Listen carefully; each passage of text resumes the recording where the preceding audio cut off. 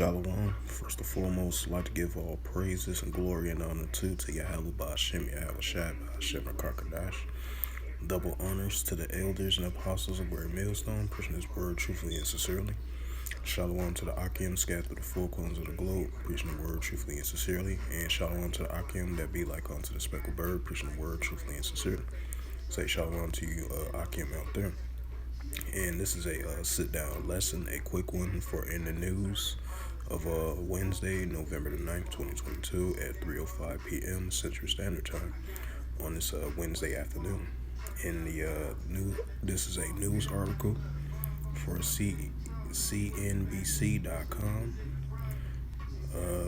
This was published by Sarah Min, Jess Pon, and Yung Lee, updated Wednesday, November 9th, 2022 at 4:02 p.m. Eastern Standard Time. In the highlight of this news article, it reads for in the news of November 9th, 2022 on this Wednesday. And it reads, the Dow Jones closes more than negative 600 points lower after a decisive midterms crypto selloff. And it says stocks were lower on Wednesday following recent market gains as a result. Right, because it had gains for the past couple of days. I'll say about 2 or 3 days. Now it had fell down today as of November 9th, 2022 on this Wednesday. It says of the midterm elections, provided no clear answer about what control Congress yet. The Dow Jones Industrial fell negative 609 points, or about 1.8%, right? Because at first it was 1.3%, now it went up to 1.8%. The decline was led by Disney, who fell more than 11% after the entertainment giant missed the analysts' estimating of the top and bottom lines. The S&P 500 shedded 1.9%, as the NASDAQ composite slid 2.3%. And it says the stocks fell to session lows during a Wednesday afternoon trading as the price of Bitcoin drops to its lowest level roughly in 2 years. Waiting on overall risk of settlements and dragging down the tech sectors. The stock market is coming off a 3-day scrape of gains into the election, where Wall Street was expecting Republicans to gain ground around and block any future tax spending plans, but control of Congress was not clear. The NBC News was not yet projecting control of the House Representatives, with an NBC estimate suggesting that the Republicans could win 221 seats, which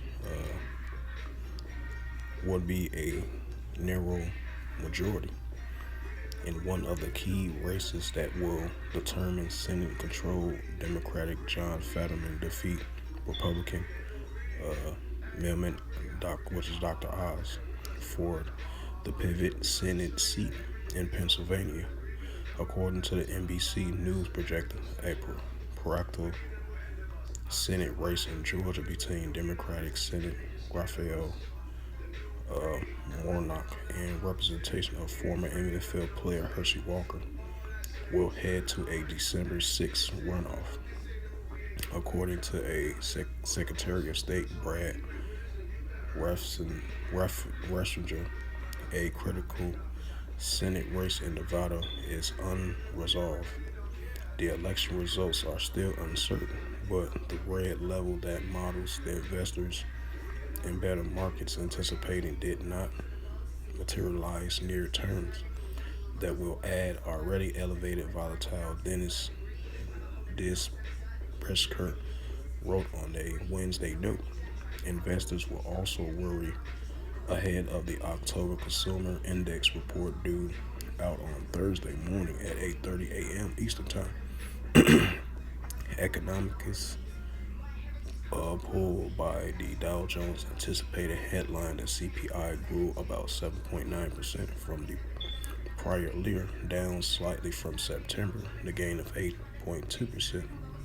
Inflation is enemy number one for the Federal Reserve. It says if you see the core of the CPI print creep up, I will believe that the market will have a negative reaction to that.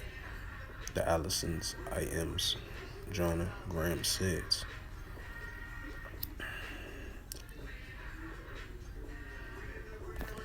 So yeah, as the markets crash with the Dow Jones, Industrial, and the S&P 500 all fall today. The stocks was reacting of who will take the House seat or Senate seat, I believe. And yeah, you had the markets crash today after they had a 3-game winning streak, and it fell about like 605 points, I believe, in the negatives, along with the Nasdaq and S&P 500 as well too. So with that, this was a sit-down lesson as far as the markets has crashed after a 3-day gain winning streak. Now it had ended that as of today of November 9th, 2022. And so with that, I would like to give all praises and glory and honor to Yahweh Ba'Shem, Yahweh Shai Ba'Shem Akarkadash. Double honors to the elders and apostles of Great Millstone, preaching this word truthfully and sincerely. And shalom to the Akim, scattered through the four corners of the globe, preaching the word truthfully and sincerely. And shalom to the Akim, that be like unto the speckled bird, preaching the word truthfully and sincerely.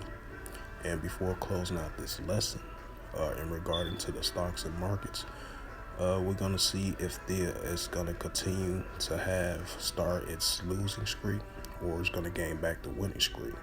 Because, as mentioned before, like I mentioned, sometimes the stocks and market, it reacts to what's going on with the elections, or what's going on with the data statistics, or the economy, with the inflation rates, or with the Federal Reserve, if they're going to continue to rate the tax hikes to fight the inflations and the consumer spending. So that's what the markets reacts to, and the markets had reacted with the elections and with the crypto sell-off as well too. So we're going to see for the next 2 days, Thursday and Friday, we will see how the markets react to what's currently going on with the elections and with the economy, with the inflations and the consumer spending. So we'll see what happens, how it is going to react within the next 2 days. But as of today, the stocks has crashed. The Dow Jones was like negative 600 points, and along with the S&P 500 and the Nasdaq as well too. So with that, we'll see what happens from there for the next 2 days. See how the stocks will react or what's going on with the current situation. And so with that, I will say shalom and a ball.